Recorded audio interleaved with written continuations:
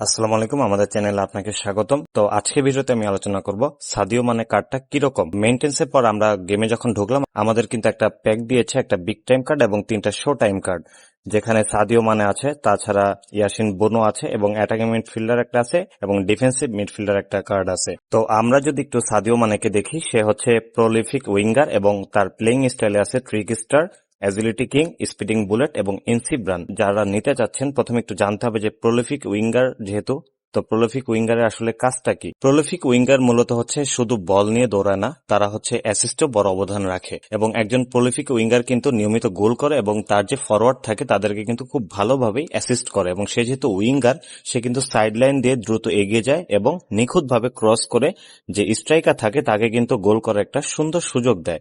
তাছাড়াও যখন ফাঁকা জায়গায় সে রান করতে পারে তখন কিন্তু সে খুব ভালোভাবে পাস করতে পারে এবং কাট করে ড্রিবলিং করে শট দিতে পারে।